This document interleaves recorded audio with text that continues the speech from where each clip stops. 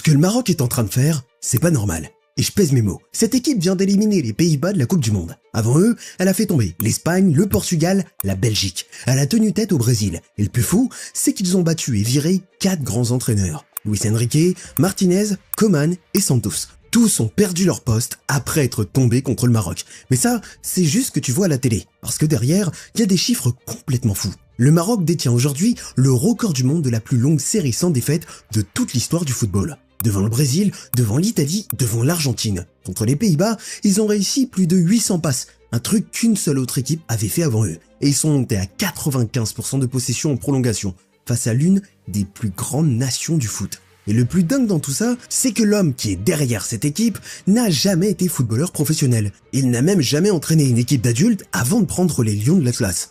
Alors, comment un pays qui n'avait quasiment rien gagné pendant des décennies se retrouve d'un coup à battre les records du Brésil et à passer de la 22e à la 6e place mondiale? Et surtout, est-ce que quelqu'un peut encore les arrêter? Reste jusqu'au bout, je vais te montrer comment un pays parti de presque rien est devenu la machine qui fait peur à toute la planète foot.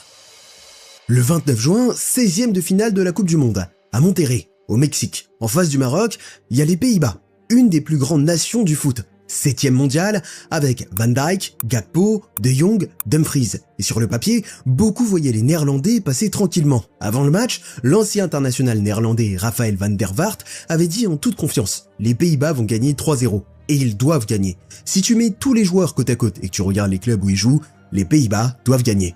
Retiens bien cette phrase, on va y revenir. Sauf que sur le terrain, c'est l'inverse qui s'est passé.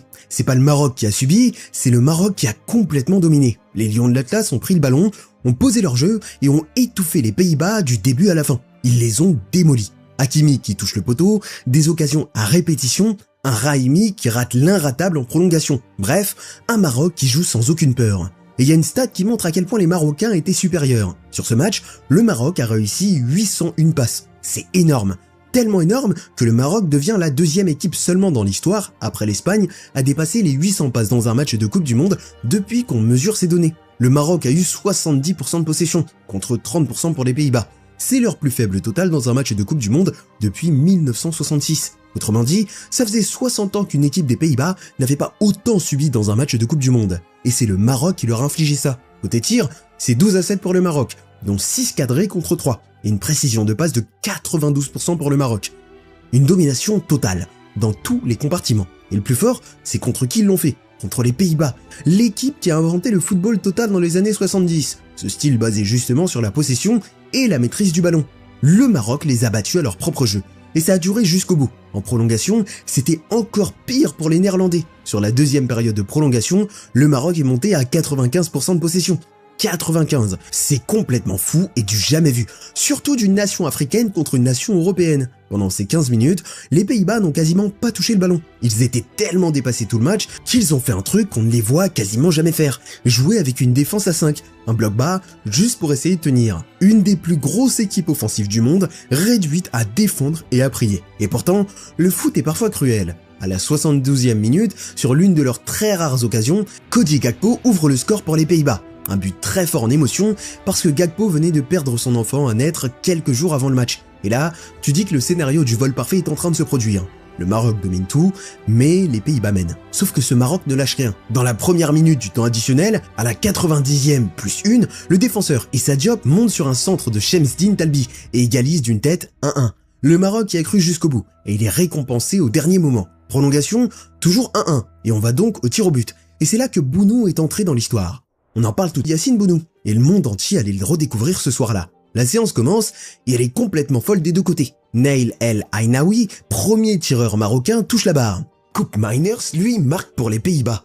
Ensuite, Chloé Verte touche le poteau. Puis côté marocain, Raimi croit rater le sien, le gardien touche le ballon, mais il finit par rentrer quand même dans des circonstances incroyables. Timber envoie le sien complètement à côté, et Hakimi, le capitaine, veut donner la victoire au sien, mais il touche le poteau lui aussi. Au moment décisif, Bounou sort le penalty de Summerville. Derrière, Ismaël Saïbari prend ses responsabilités et transforme le penalty de la victoire. Le Maroc s'impose 3-2 et file en 8e de finale contre le Canada. Mais là, il faut absolument qu'on parle de la technique de Bounou, parce qu'elle est géniale. Sur la séance, il ne plonge pas comme un gardien classique, il reste debout le plus longtemps possible, et il part au dernier moment en sautant vers un coin en hauteur. Pourquoi ? Parce qu'il avait appris un truc. Face à un Bounou monstrueux dans cet exercice, Coman avait demandé à ses joueurs de tirer haut, en pensant que c'était le seul moyen de le battre. Sauf que Bounou le savait, et il a adapté sa façon de faire exprès pour aller chercher ses ballons à hauteur. Et pour te montrer à quel point Bounou est devenu une terreur dans cet exercice, il faut réécouter ce qu'a dit Luis Enrique, l'entraîneur qui a affronté le Maroc avec l'Espagne au Qatar 2022. Il a raconté: avant notre match contre le Maroc, mon staff et moi avons étudié Bounou. On a découvert qu'il lit correctement la direction de 8 pénaltys sur 10. C'était une information terrifiante pour nous. 8 sur 10. Imagine la pression quand tu montes tirer face à un mec pareil. Résultat, Bounou est devenu le gardien qui a fait échouer le plus de pénaltys en séance de tir au but dans l'histoire de la Coupe du Monde, avec 6 pénaltys stoppés ou manqués face à lui. Il est désormais seul en tête de ce classement, avec ses 6 pénaltys devant Goicoechea, Tafarel, Subasic et Livakovic, qui sont tous à 5. Le meilleur au monde dans cet exercice tout simplement. Et ce match avait une saveur particulière, parce que dans cette équipe du Maroc, plusieurs joueurs comme Noussair Mazraoui, Sofiane Amrabat, Anas Salah Eddine et même Ismail Saibari sont nés ou ont grandi aux Pays-Bas, sont passés par les clubs et les sélections de jeunes néerlandaises et ont fini par choisir de représenter le Maroc plutôt que les Pays-Bas. Donc pour eux, ce n'était pas un match comme les autres, c'était affronter le pays qui les a vus grandir et lui prouver qu'ils avaient fait le bon choix. Et maintenant, revenons à Raphaël van der Vaart. Tu te souviens, celui qui avait promis un 3-0 pour les Pays-Bas. En fait, il avait été encore plus loin dans le mépris. Avant le match, il avait aussi sous-entendu que le Maroc se contentait de récupérer les joueurs qui n'avaient pas réussi à s'imposer en sélection néerlandaise. Une façon de dire que le Maroc, c'était l'équipe des recalés des Pays-Bas. Après le match, il a complètement changé de discours. Il a avoué, le Maroc méritait sa qualification. Il a été meilleur que les Pays-Bas.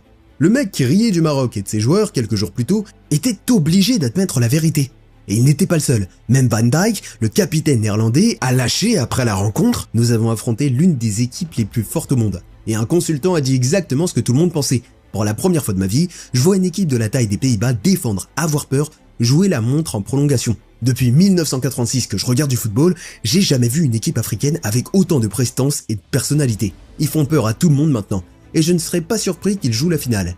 Et c'est là que tu comprends un truc. Ce que le Maroc a fait aux Pays-Bas, c'est pas un exploit isolé ou un coup de chance d'un soir. C'est devenu une habitude. Les Pays-Bas ne sont que la dernière victime d'une longue liste. Parce que ce que le Maroc leur a fait, il l'a déjà fait à d'autres géants. Et à chaque fois, ça a coûté sa place à un entraîneur. Depuis quelques années, il y a un point commun entre plein de grandes équipes. Elles ont croisé le Maroc et elles l'ont regretté. On remonte à la Coupe du Monde 2022 au Qatar. C'est là que le Maroc a lancé sa réputation de tueur de géants.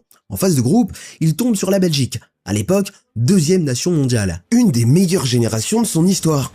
Et le Maroc les bat 2-0. La Belgique ne se remet pas, sort dès le premier tour et son sélectionneur Roberto Martinez quitte son poste juste après. Et dans ce même groupe, le Maroc tient aussi en échec la Croatie, 0-0. Une Croatie qui n'était pas n'importe qui, finaliste de la Coupe du Monde précédente en 2018 et qui finira même troisième de ce mondial 2022. Autrement dit, le Maroc ne tombe pas seulement contre les gros, il ne perd carrément pas contre eux. Ensuite, en huitième, le Maroc affronte l'Espagne, la grande Espagne du tiki-taka, championne du monde 2010. Résultat, 1-0-0 et une séance de tir au but où Bounou fait son show en arrêtant de tir. Le Maroc élimine l'Espagne. Et derrière, Luis Enrique, le sélectionneur espagnol, perd son poste dans la foulée. Puis en quart, c'est au tour du Portugal de Cristiano Ronaldo. Encore une grande nation, encore un favori. Et encore une victoire du Maroc, 1-0. Le Portugal est éliminé et son sélectionneur Fernando Santos, en poste depuis 8 ans, s'en va juste après. Tu vois le schéma? En un seul tournoi, le Maroc a fait tomber 3 grandes nations européennes et fait sauter 3 entraîneurs. La Belgique, l'Espagne, le Portugal. Et grâce à ça, ils sont devenus la première nation africaine et arabe de l'histoire à atteindre la demi-finale d'une Coupe du Monde. 4e mondial au final. Et là, en 2026, l'histoire se répète. Le Maroc sort les Pays-Bas. Et quelques heures après, Ronald Koeman démissionne. Un 4e entraîneur qui saute à cause des Lions de l'Atlas. Et je t'ai même pas parlé du match qui a lancé leur Coupe du Monde 2026. Pour leur entrée, le Maroc affronte le Brésil, la quintuple championne du monde. Et non seulement ils ne perdent pas, mais ils tiennent tête à la Seleção, décrochent un 1-1 et passent tout près de la victoire. Leur tout premier point de l'histoire contre le Brésil en Coupe du Monde. Alors quand tu mets tout ça bout à bout, tu comprends que c'est plus une surprise. Une équipe qui fait tomber la Belgique, l'Espagne, le Portugal et les Pays-Bas en l'espace de quelques années, qui tient tête au Brésil et qui coûte leur poste à 4 sélectionneurs, c'est pas un coup de chance. C'est une vraie place parmi les meilleurs du monde. D'ailleurs, les chiffres le prouvent, et je vais te montrer un record qui va te faire halluciner. Le Maroc est devenu l'équipe nationale avec la plus longue série d'invincibilité de toute l'histoire du football. 41 matchs de suite sans la moindre défaite. Prends une seconde pour mesurer ce que ça veut dire. Sur cette série, qui a commencé en 2023, le Maroc a enchaîné les matchs sans jamais perdre. ni contre les petites équipes, ni contre les grandes. Et en battant ce record, ils ont dépassé des monuments du foot. L'Italie qui détenait le record avec 37 matchs sans défaite entre 2018 et 2021, l'Argentine qui était montée à 36 matchs, l'Espagne et le Brésil, dans leurs plus grandes époques, qui avaient atteint 35. Tu réalises ? On parle du Brésil, de l'Espagne, de l'Italie, de l'Argentine, des équipes qui ont gagné des Coupes du Monde, et c'est le Maroc qui fait mieux que tout le monde. C'est le Maroc qui est en tête de ce classement historique, devant absolument toutes les grandes nations du foot. Et c'est pas juste une histoire de ne pas perdre. Sur cette période, ils ont aussi été d'une solidité incroyable. Ils enchaînaient les victoires, ils encaissaient très peu de buts, ils gagnaient contre tout le monde. Ils ont même détenu à un moment la plus longue série de victoires consécutives de l'histoire du foot international, avec 19 victoires d'affilée, ce qui a battu le record de l'Espagne qui était de 15. 2 records du monde en même temps, la plus longue série sans défaite et la plus longue série de victoires, par une seule et même équipe, le Maroc. Et forcément, avec des résultats pareils, le Maroc a grimpé au classement FIFA. Ils sont aujourd'hui 6e nation mondiale, le meilleur classement de toute leur histoire, et de très loin, la meilleure équipe africaine. C'est plus l'outsider sympa qu'on sous-estime, c'est une des 6 meilleures équipes de la planète, avec les résultats pour le prouver. Et c'est le capitaine, Achraf Hakimi, qui le confirme. Ce qui a été accompli n'est pas un hasard, c'est le résultat d'un gros travail. Le Maroc est aujourd'hui parmi les meilleures équipes du monde. Et là, la vraie question c'est comment ? Comment un pays qui n'avait quasiment rien gagné pendant des décennies se retrouve d'un coup à battre les records de l'Italie et du Brésil, à faire tomber les plus grandes nations et à devenir la 6e équipe mondiale? Parce que ça tombe pas du ciel. Derrière, il y a un plan. Et ce plan, il commence bien avant les résultats qu'on voit aujourd'hui. Parce que ce que fait l'équipe A, c'est que la partie visible. En réalité, tout le football marocain gagne, à tous les niveaux, en même temps. Et là, ça devient impressionnant. Commençons par le plus fou. En octobre 2025, le Maroc a gagné la Coupe du Monde du vin, celle des moins de 20 ans. En finale, ils ont battu l'Argentine 2-0. Et sur le chemin, ils avaient déjà éliminé l'Espagne, le Brésil et la France. Rien que ça. C'est le tout premier titre mondial de l'histoire du Maroc, toutes catégories confondues. Et ils sont devenus seulement la 2e nation africaine à gagner ce trophée, après le Ghana. Et chez les plus jeunes encore, les moins de 17 ans, le Maroc a décroché en 2025 son tout premier titre de champion d'Afrique U17, à la maison, en battant le Mali en finale. Mais ça s'arrête pas là. Chez les U23, les moins de 23 ans, le Maroc a décroché la médaille de bronze aux Jeux Olympiques de Paris 2024. Une médaille olympique en foot, pour un pays africain, c'est énorme. Ajoute à ça le championnat d'Afrique des Nations, cette compétition réservée aux joueurs qui évoluent dans leur championnat local, le Maroc l'a gagné en 2018, en 2020 et en 2024. 3 titres, une domination totale sur cette compétition, qui prouve que même le championnat marocain local produit des joueurs de qualité, pas seulement la diaspora. Et il y a encore mieux pour prouver ça. En décembre 2025, le Maroc a remporté la Coupe arabe au Qatar, en battant la Jordanie en finale. Et le plus fort, c'est qu'il l'a fait avec une sélection composée presque uniquement de joueurs qui évoluent dans le championnat marocain local. Pas les stars européennes, pas Hakimi, ni Bounou, juste les locaux. Et ils ont quand même soulevé le trophée. Ça veut dire une chose simple, même sans la diaspora, même avec seulement les joueurs du pays, le Maroc gagne des titres. Et il y a aussi la Coupe d'Afrique des Nations 2025, organisée au Maroc. Sur le terrain, la finale avait tourné à l'avantage du Sénégal, mais après coup, la commission d'appel de la CAF a déclaré le Sénégal forfait pour avoir quitté la pelouse en pleine finale, et a officiellement attribué le titre au Maroc, sur le score de 3-0. Donc dans les registres officiels de la CAF, le Maroc est bel et bien le champion d'Afrique 2025. Le Sénégal a fait appel devant le tribunal arbitral du sport, et tant que le verdict final n'est pas rendu, ce titre pourrait encore bouger, mais à jour, il est bien inscrit au palmarès du Maroc. Il n'y a pas que les hommes. Les Lionnes de l'Atlas, l'équipe féminine, sont montées en puissance elles aussi, avec des finales de Coupe d'Afrique et une vraie place sur la carte du foot féminin mondial. Le Maroc investit même pour organiser des compétitions féminines chez lui. Tu vois ce que ça veut dire? C'est pas une seule équipe qui surperforme grâce à une génération dorée tombée par hasard. C'est absolument tous les étages du football marocain qui gagnent en même temps. Les A, les U23, les U20, les locaux, les femmes. Quand un seul pays gagne à tous ces niveaux d'un coup, ça ne peut pas être de la chance. Ça veut dire qu'il y a une usine derrière, une machine qui sort des joueurs et des résultats en continu. Et cette machine, elle a un point de départ précis, une décision prise il y a plus de 17 ans, qui a tout changé. C'est ça le vrai secret du Maroc, et c'est ce qu'on va voir maintenant. Le point de départ de tout ça, c'est une décision prise par le roi Mohammed VI. En 2009, il fait construire une académie de football pas comme les autres. À Salé, près de Rabat. L'académie Mohammed VI. Et quand tu vois les installations, tu comprends direct que le Maroc a vu grand. On parle d'un complexe de près de 18 hectares avec 8 terrains aux normes FIFA, dont un terrain couvert, un centre médical et de récupération de pointe, une piscine olympique, une école intégrée, un internat, le genre d'installation qui n'a rien à envier aux plus grands clubs européens. Certains la comparent carrément à la Clairefontaine en France ou à la Masia du Barça. Mais le plus intelligent, c'est pas juste le béton et les terrains, c'est l'idée derrière. L'académie va chercher des gamins partout dans le pays, y compris dans les régions pauvres et dans les rues. Ces gosses qui ont encore l'instinct brut, l'imprévisibilité.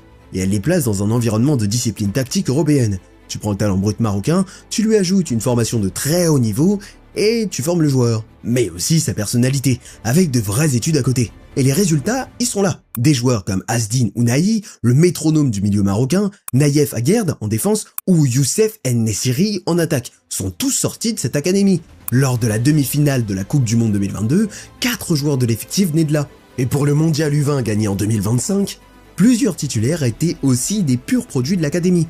Et c'est là que le plan devient vraiment malin, parce que cette réussite locale a eu un effet inattendu. Quand les joueurs de la diaspora, tous ces binationaux nés en France, en Belgique, aux Pays-Bas ou en Espagne, ont vu que le Maroc construisait un vrai projet sérieux avec des résultats mondiaux, ils ont commencé à choisir le Maroc. Hakimi, Ziyech, Amrabat, Mazraoui et tant d'autres.